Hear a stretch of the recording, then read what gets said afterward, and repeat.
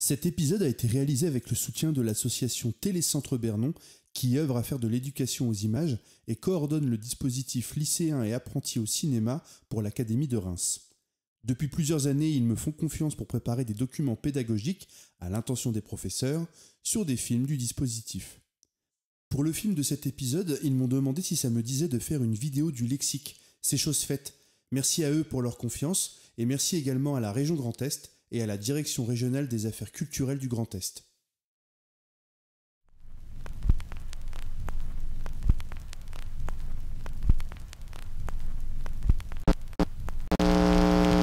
L'humour et la comédie sont présentes dans de nombreuses créations culturelles antérieures au cinéma.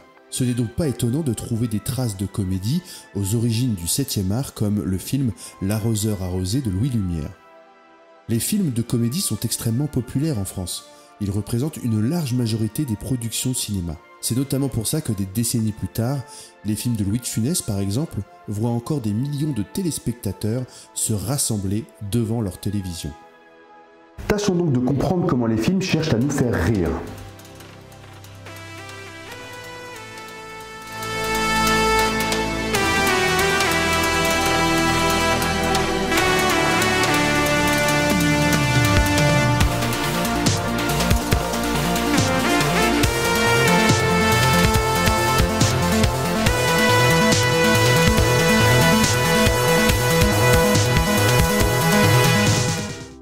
Le rire, c'est un réflexe que nous avons lorsque nous ressentons une émotion agréable. Il peut être provoqué par un chatouillement, un soulagement après avoir eu peur, ou bien par de l'humour et des situations drôles. Bon, la prise de certaines substances peut également provoquer des rires, mais c'est pas le sujet. Rire nous provoque de la joie, et la joie est une de nos émotions fondamentales. Le rire est bien souvent contagieux, difficile de ne pas rire lorsqu'autour de nous tout le monde s'esclaffe. C'est peut-être là une des raisons qui explique la popularité des comédies. Nous cherchons à éprouver de la joie dans un moment de partage collectif. Au cinéma, susciter le rire se fait au travers de l'humour. On peut retrouver de l'humour dans plein de genres de films différents et plus ou moins bien dosés. L'humour, c'est aussi une question de sensibilité, de contexte et de culture. Au cinéma, le genre dédié à l'humour s'appelle la comédie. Le terme est emprunté au théâtre et trouve ses origines dans la Grèce antique. En France, Molière était un auteur de théâtre bien connu pour ses comédies. D'ailleurs, si en regardant cette vidéo des souvenirs de collège vous remontent, c'est normal. Alors qu'est-ce qui provoque le rire au cinéma ? Pour répondre à cette question, je vais m'appuyer sur OSS 117, le Caire nid d'espions, sorti en 2006 et réalisé par Michel Hazanavicius. Faisons rapidement le tour de ces effets avec quelques extraits à l'appui. Le comique de mots va englober les jeux de mots, les défauts de prononciation, les accents des personnages ou bien l'utilisation de différents registres de langue dans une même scène, comme cette discussion entre espions. Il faut laisser pleurer un nourrisson quand il va au lit. Sinon, on sacralise trop son coucher.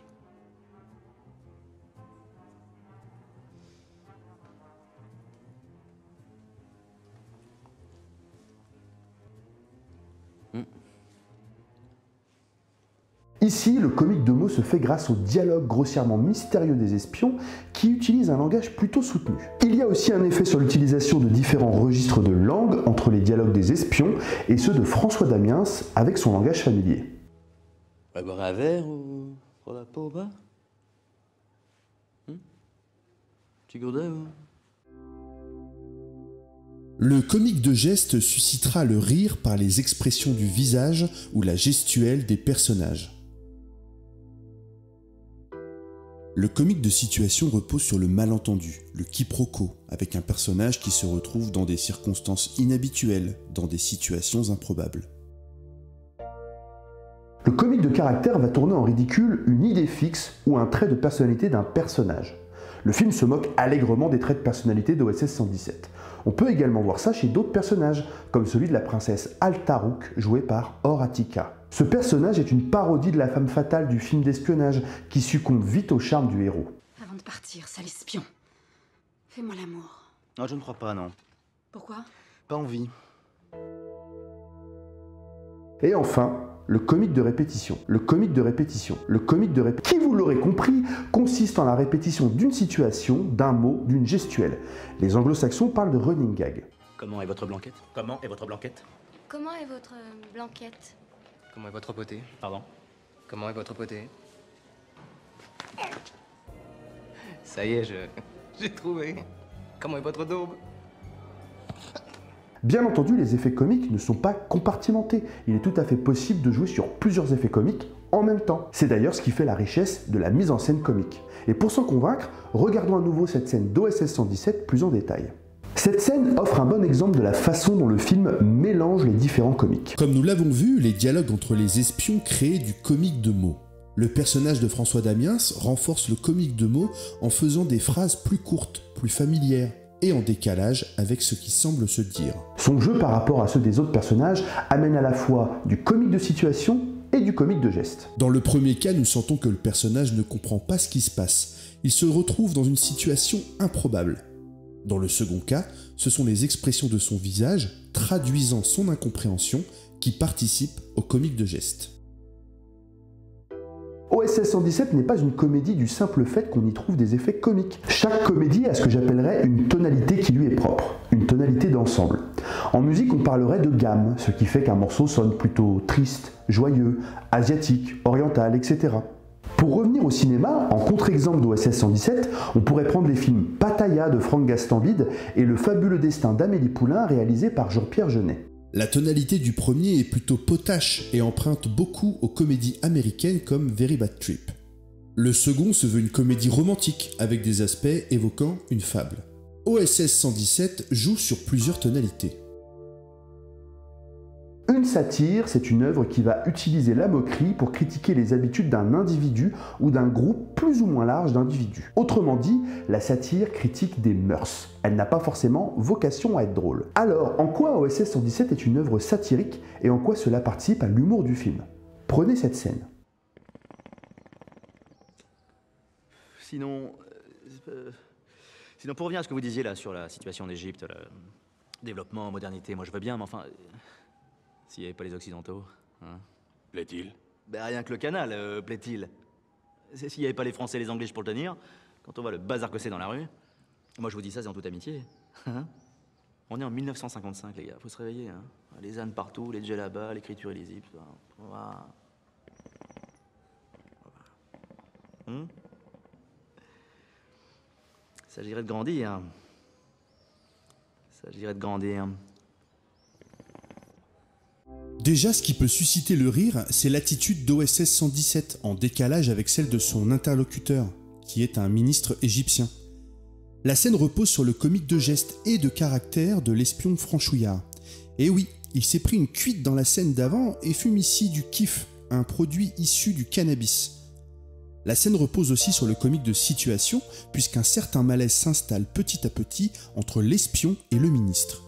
Enfin, les dialogues d'OSS 117, par le choix des mots et des intonations, créent du comique de mots. Mais cette scène illustre bien la tonalité satirique du film, et pour le comprendre, il faut un peu de contexte historique. Le film se passe en Égypte en 1955, soit un an avant la crise du canal de Suez. Cette crise est née de la volonté du président égyptien de l'époque, Nasser, de nationaliser le canal, alors géré par les Anglais et les Français. Les retombées économiques de ce canal ne revenaient pas ou peu à l'État égyptien. Au lendemain de la nationalisation, les Anglais, les Français et les Israéliens ont fomenté dans le plus grand secret une opération militaire pour reprendre possession du canal. C'est tous ces événements qui provoquent la fameuse crise du canal de Suez. Vous trouverez en description un lien vers une vidéo expliquant tout ça bien mieux que moi. Si on prête attention au dialogue d'OSS 117, il laisse entendre que le canal ne pourrait fonctionner sans les Occidentaux et que les Égyptiens devraient être contents de cette présence franco-anglaise. Je rappelle qu'il dit ça à un ministre égyptien. Difficile de ne pas faire plus colonialiste comme attitude, ce qui l'entraînera à se faire jeter à la porte par son interlocuteur à la fin de la scène. Ça fait. Dans le film, l'attitude d'OSS 117 porte la majorité des aspects satiriques. Dans son discours, la France est le meilleur pays qui soit. Il fait preuve de bêtise. Il ne remet rien en cause et par bien des aspects, il se montre machiste, paternaliste et raciste. Les suites nous le montreront bien. En réalité, le personnage d'OSS 117 porte les discours dominants de chacune des époques des trois films. Sur l'aspect satirique, il faut savoir que le scénario est signé de Jean-François Alain, La satire infuse toute son œuvre, puisque cet auteur a œuvré sur Les Guignols de l'info, Groland, ou bien la série Au service de la France. La satire devient drôle lorsqu'elle est conjuguée avec les différents effets comiques vus précédemment. D'ailleurs, lors de mes recherches, j'ai lu dans plusieurs sources qu'un 6e effet comique existait, le comique de mœurs, qu'on peut rapprocher de la satire. Par bien des égards, OSS 117 est une parodie de film d'espionnage. On retrouve tous les éléments d'un film comme James Bond contre Dr No.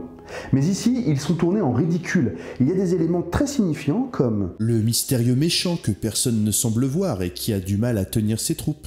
Les indices auxquels le héros ne fait pas attention. Les femmes fatales qui tombent sous le charme du héros un peu trop facilement. Les compétences du héros qui sait se faire passer pour un musicien ou bien qui décode les hiéroglyphes pour sortir de la base secrète. La base secrète qui ne fonctionne pas toujours. Et d'autres éléments sont plus anecdotiques, comme ces 2 gestes. Ils sont empruntés de James Bond et sont sans cesse répétés par OSS 117. Parfois dans des situations improbables. Enfin, le film, non content de parodier un genre, lui rend également hommage. Une œuvre pastiche est une œuvre qui en imite une autre. OSS 117, Le Caire ni d'espion, est un pastiche de film d'espionnage des années 60. En effet, Michel Hazanavicius et son équipe ont créé le film à la manière d'un film de cette époque. Le film est tourné avec des pellicules Technicolor de l'époque. Cette pellicule a une patine particulière. Comme à l'époque, le cadre est composé de telle sorte que des couleurs ternes dominent l'image, alors que quelques taches de couleurs ressortent ici et là. Les caméras de l'époque étant lourdes et volumineuses, leur utilisation était assez limitée. OSS 117 n'y échappe pas.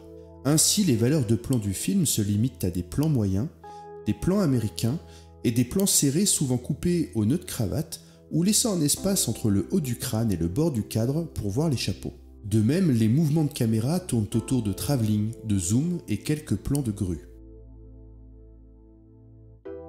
Les scènes de véhicules sont tournées en utilisant la technique de la rétroprojection. Et comme à l'époque, les mouvements de volant des acteurs sont un peu abusés.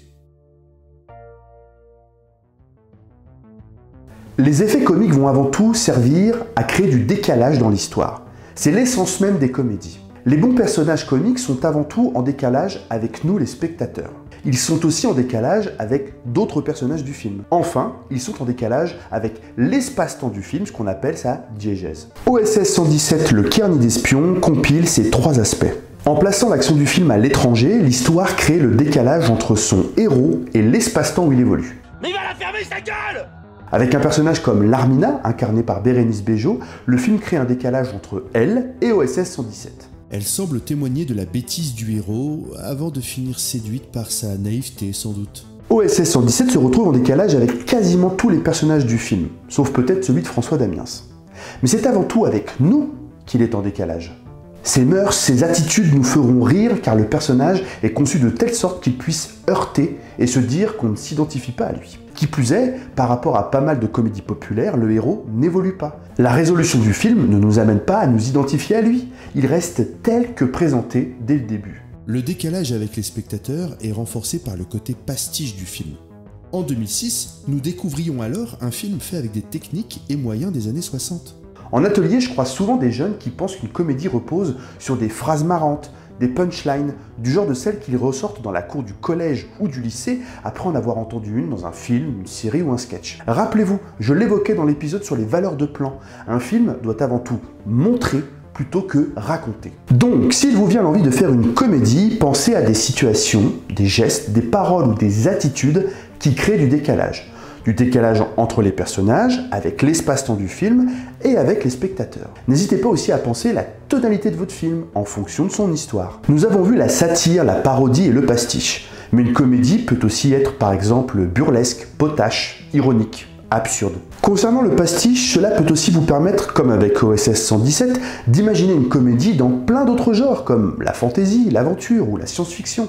L'humour au cinéma englobe autant des aspects d'écriture, de technique de tournage, de réalisation ou de montage. Reprenons la scène du narguilé. Au début, OSS 117 et le ministre se parlent tout à fait normalement, puis au fur et à mesure de la scène, l'attitude de l'espion change. Le jeu d'acteur de Jean Dujardin souligne ce changement, mais également la réalisation, puisqu'au milieu de la scène, la caméra tourne autour des personnages inversant leur position dans l'image.